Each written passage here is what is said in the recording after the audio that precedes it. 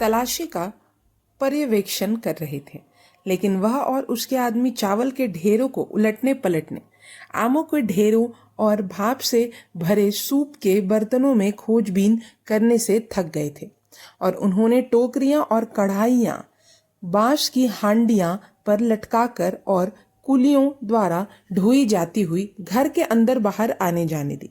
नौकरों से सिर्फ एक औपचारिक सवाल पूछकर या टोकरी के ढक्कन के नीचे से झांक कर पिलाऊ, बिरयानी और कोफ्ता शिवाजी के उपहारों के बदले में मुगल सरदारों ने अपने शानदार व्यंजनों के नमूने देकर उन्हें उपहार में दिया, जो वास्तव में बहुत दयालुता थी। लेकिन शिवाजी का पेट ऐसे भरपूर भोजन के लिए अभ्यस्त नहीं था। अगस्त के मध्यम में वह कुछ तीव्र यकृत विकार से पीड़ित हो गए, जिसके साथ बुखार और ऐंठन भी थी।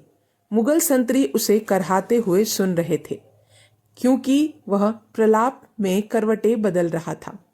चिकित्सक उसे पुलिटिस लगाने आए और उसकी पृष्ठ पीड़ा पर अपना सिर हिलाया। उन्होंने चूरन, आराम और मालिश के लिए कहा। वह एक अच्छा रोगी साबित हुआ। वे चुपचाप बिस्तर पर लेटे रहे, बिना किसी हिचकिचाहट के विभिन्न दवाइयां ली, खुद की मालिश की। एक बार उन्होंने खुद को यह कहने के लिए जगाया कि किसी को अपना पूरा भरोसा मानवीय सहायता पर नहीं रखना चाहिए, और उन्होंने पहरेदारों से विनती की कि वे अपने 2 नौकरों को कुछ घोड़े खरीदने के लिए भेज दें, जिन्हें वे मथुरा में कृष्ण के मंदिर में उपहार के रूप में भेजना चाहते थे, जो आगरा और दिल्ली के बीच हिंदू तीर्थ यात्रा का महान केंद्र है। पोलाद खान ने सोचा कि यह हिंदू अंधविश्वास है, लेकिन उसने अपने आदमियों से कहा कि वे नौकरों को जाने दें। यदि किसी ने देखा होता कि ये सेवक अपने घोड़ों के साथ मथुरा की सड़क पर कितनी धीमी गति से चल रहे थे, तो उसने संभवतः टिप्पणी की होती कि यह तो केवल उन सेवकों से ही अपेक्षित है जिनका बीमार स्वामी उनकी सुस्ती के लिए उन्हें दंडित नहीं कर सकता। 19 अगस्त को शिवाजी को काफी बेहतर महसूस हुआ। उन्हें अभी भी बिस्तर पर ही रहना था, लेकिन ऐंठन लगभग खत्म हो गई थी।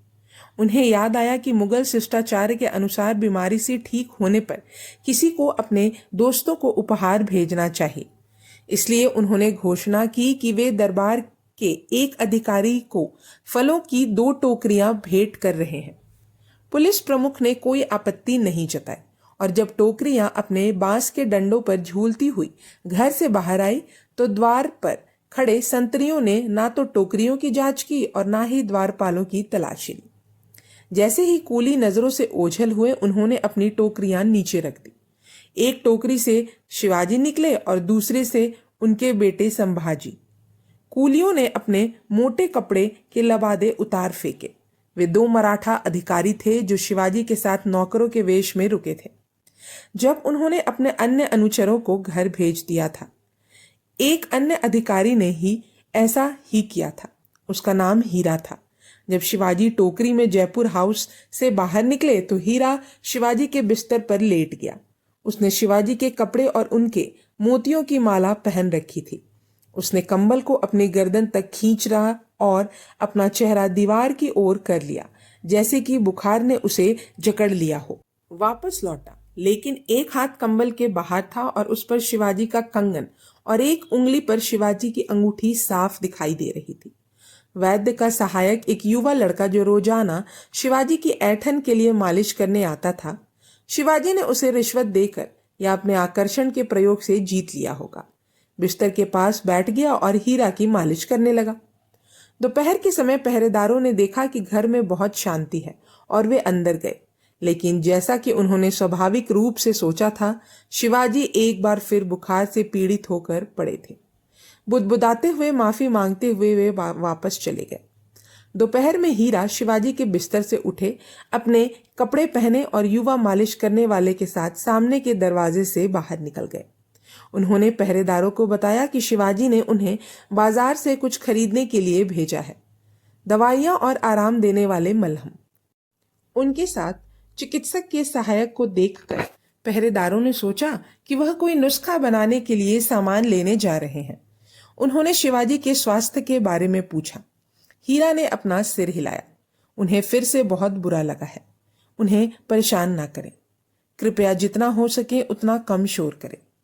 इसके बाद वह बाजार की ओर चले गए और जयपुर हाउस पर उन खाली कमरों पर जहां मराठा बंदियों का कोई नामो निशान नहीं था और फाटक पर सो रहे प्रहरियों पर लंबी भारतीय दोपहर का सन्नाटा छा गया।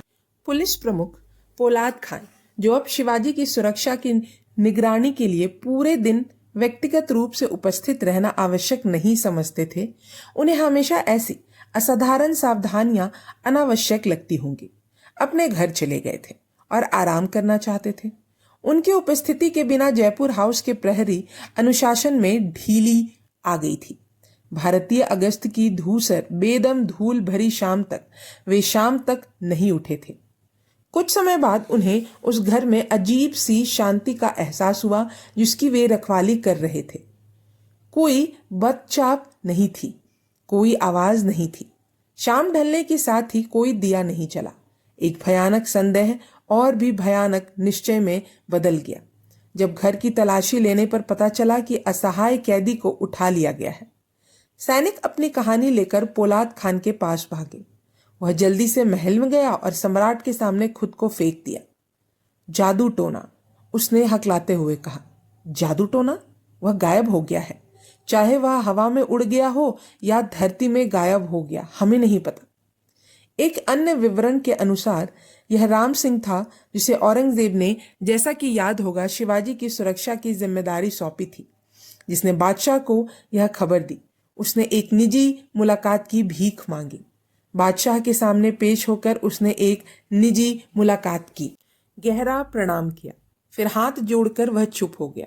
उसकी आंखें जमीन पर टिकी थी।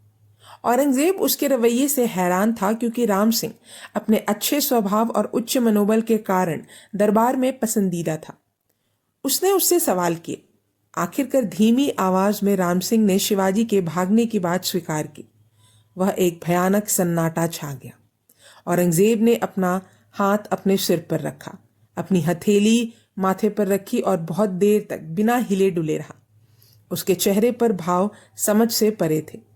जब वह अपनी ख्याल भरी आंखों से बाहर आया तो उसने राम सिंह को उसके पद और संपत्ति से वंचित कर दिया और उसे निर्वासित कर दिया गया।